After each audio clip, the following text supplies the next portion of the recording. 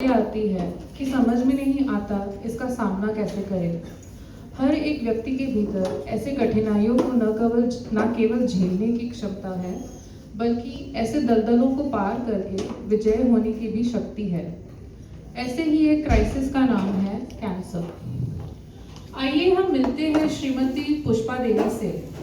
ये एक साधारण होममेकर है जिनकी प्रायोरिटी उनकी फैमिली है। ये हमेशा खुश रहने की कोशिश करती है और किसी को तकलीफ देना उनको पसंद नहीं। मगर देखिए आज उनका चेहरा उतरा हुआ क्यों है? बहुत खून जा रहा है।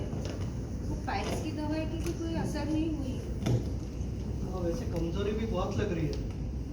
मुझे लगता है हमको अपने डॉक्टर को दिखा देना चाहिए, कुछ तो करना चाहिए इसमें। ठीक है।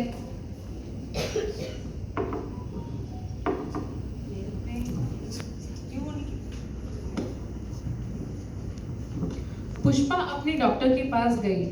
डॉक्टर ने उनकी जांच करने के बाद देखा कि उनको खून की कमी थी, ऐसी कमी जो दवाइयों से सुधर नहीं रही थी।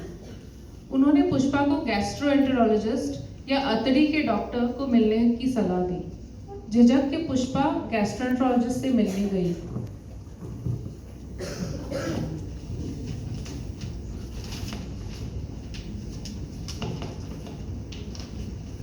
नमस्ते। ये तकलीफ आपको कब से है?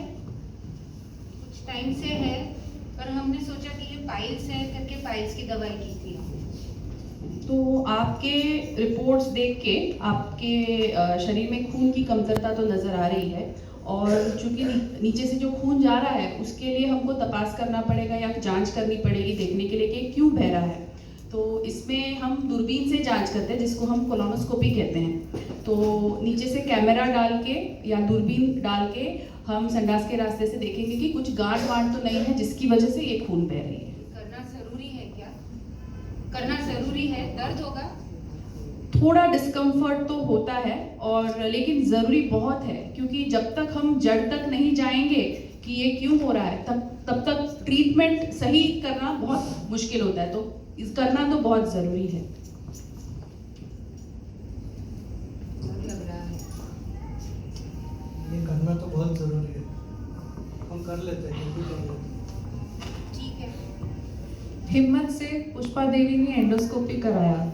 स्कोपी में अतड़ी में गांठ दिखी, जिसका बायोप्सी भी हुआ। सारे रिपोर्ट्स लेके पुष्पा वापस डॉक्टर के पास गए।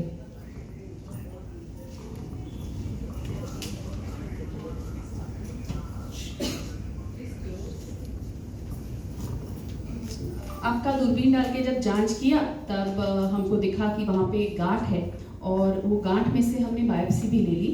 अनफॉर्चुनेटली बायोप्सी में रिपोर्ट पॉजिटिव आई है, यानी कि इसमें कैंसर का शक दिख रहा है। श्योर? हाँ, कैंसर तो दिख रहा है। बायोप्सी को हमने माइक्रोस्कोप के नीचे देख के बताया है कि भाई इसमें कैंसर दिख रहा है। लेकिन एक अच्छी बात यह है कि जैसे एंडोस्कोपी करी तो हमको लगा नहीं कि बहुत बड़ी गांठ है, छोटी गांठ है, लेकिन इसको कंफर्म करने के लिए हमको एडिशनल टेस्ट करना जरूरी है। जैसे स्कैन्स देखना पड़ेगा कि कहीं और तो फैला नहीं है, और उसके बाद फिर आपकी आगे की ट्रीटमेंट के लिए मैं आपको कैंसर के डॉक्टर्स के पास भेजूंगी। बायोप्सी रिपीट कर सकते हैं? बायोप्सी रिपीट करके फायदा नहीं है, वापस से अंदर ट्यूब डालना पड़ेगा, स्कोप डालना पड़ेगा। और अगर एक बायोप्सी में पॉजिटिव आया है तो, और जैसे कि एंडोस्कोपी में भी दिख रहा था, तो मुझे लगता नहीं ये बायोप्सी गलत है, और एक बार बायोप्सी करके फायदा नहीं है। पुष्पा के लिए ये किसी सदमे से कम नहीं था। ऐसा इंसान जिसको कभी भी कोई बड़ी बीमारी नहीं हुई, उसको अचानक से बोला जाए कि कैंसर हुआ है, उनको बेचैनी होना तो जायज ही है। डॉक्टर की सलाह पे पुष्पा देवी ने सारे स्कैन्स और टेस्ट किए। सारे रिपोर्ट्स आने पर उनको फोर्टिस हॉस्पिटल के ट्यूमर बोर्ड यानी कैंसर टीम से मिलवाया गया।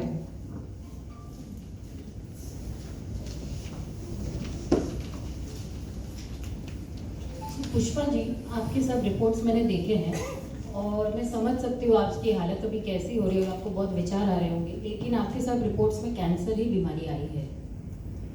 लेकिन आप निराश मत होइए, आपका एक बहुत अच्छी बात है कि आपका कैंसर है, बहुत ही अर्ली स्टेज में है बहुत ही जल्दी आपने टेस्ट करवाया है, बहुत जल्दी पकड़ में आ गया है और ये कहीं पे भी बॉडी में फैला हुआ नहीं है।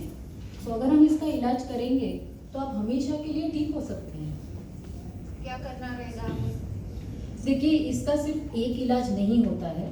जैसे इसको 2-3 प्रकार के ट्रीटमेंट करने पड़ेंगे, जिस हम हमारी भाषा में बोलते हैं कीमोथेरेपी, रेडियोथेरेपी। कीमोथेरेपी से तो सुना है बहुत तकलीफ होती है, बाल भी झड़ जाते हैं। अब बिल्कुल सही है। देखिए, कीमोथेरेपी के साइड इफ़ेक्ट्स होते हैं, लेकिन इसका फ़ायदा भी बहुत होता है। आप नुकसान के साथ फ़ायदा भी देखिए।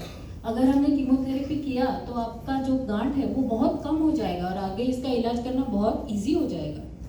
साइड इफ़ेक्ट्स तो होंगे, लेकिन हम साथ में मिलके जो भी साइड इफ़ेक्ट्स सबको नहीं होते, अगर आपको कुछ साइड इफ़ेक्ट्स होंगे तो हम उसका इलाज करेंगे। और एक महिला होने के नाते मैं समझ सकती हूँ कि आपको बालों का ये सुन के कैसा लग रहा होगा, पर ये ट्रीटमेंट खत्म होने के बाद वापस आ जाएंगे। ये परमानेंट लॉस नहीं है।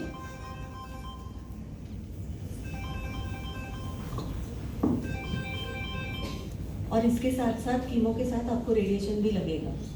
नहीं, रेडिएशन में तो सब जल जाता है, सुना है। रेडिएशन लेना जरूरी है।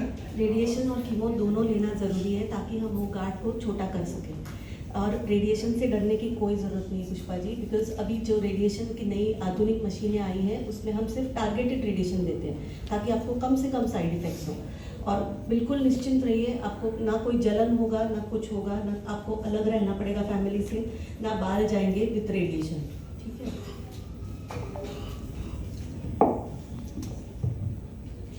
अभी ये गांठ छोटी है ना, तो उसको निकाल नहीं सकते डायरेक्ट?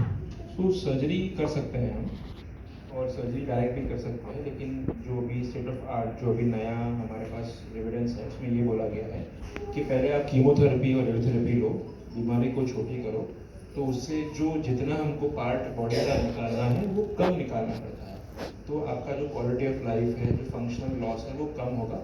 इसलिए हमको पहले कीमोथेरेपी रेडियोथेरेपी लेनी है, उसके बाद ही हम सर्जरी करेंगे। और बिल्कुल ठीक हो जाएगा ना? क्योर रेट बहुत अच्छे हैं। कैंसर में आप पूरी तरह ठीक होते हो या नहीं होते हो, और मुझे लगता है कि आप पूरी तरह ठीक हो सकते हो। इतनी दवाई ले रहे हैं तो सर्जरी की क्या जरूरत है?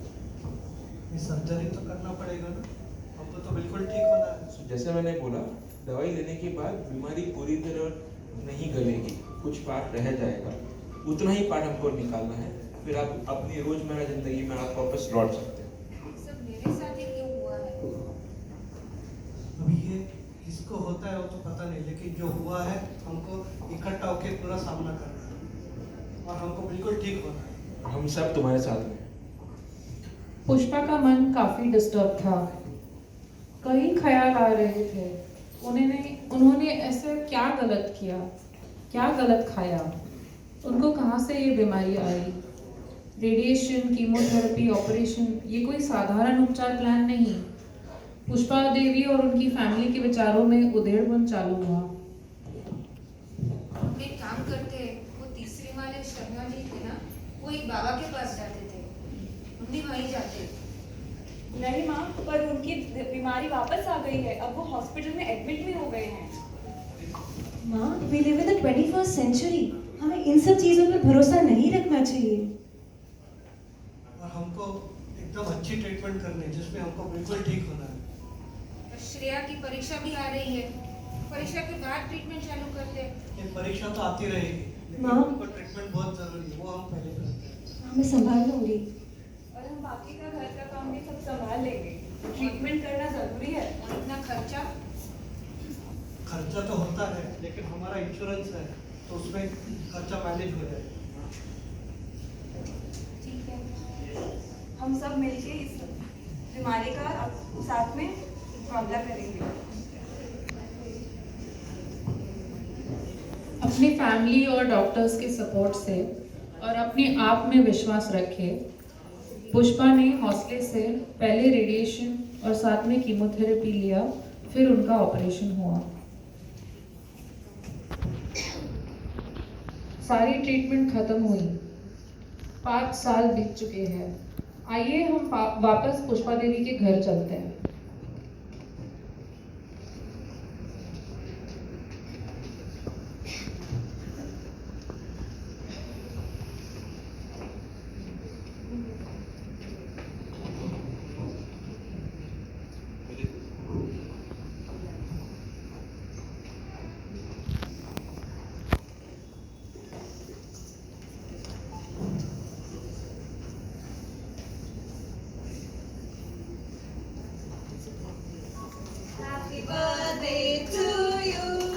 Happy birthday to you. Happy birthday, happy birthday to you. Thank you everyone. I'm also a bit like Mary, English and Hindi mixed. So through this journey of Pushpa, we're trying to relate to what you could have gone through. Many of you can relate. आप इस सब से जुड़े हुए कुछ भी जो किस्से हुए हैं उसे आप रिलेट कर सकते हैं. आपके साथ भी ऐसा ही हुआ होगा.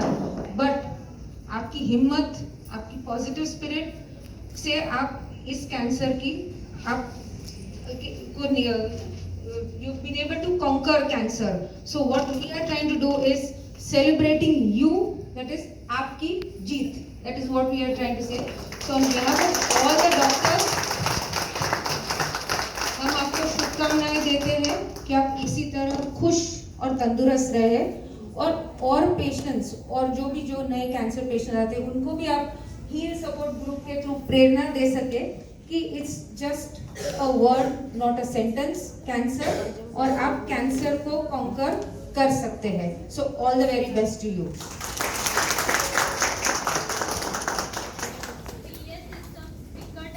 सो thank you all for joining. धन्यवाद सबका, आप आए इस अवसर पे. बहुत सारा सहन करना पड़ता है, ट्रीटमेंट, डायग्नोसिस, इससे, बट आप लड़कर इस हद तक आए हैं, इस पर आए हैं, तो it is very commendable. It is very it's very appreciated and admirable कि आप ये सब कर रहे हैं. तो I wish you all the very best and we will win always.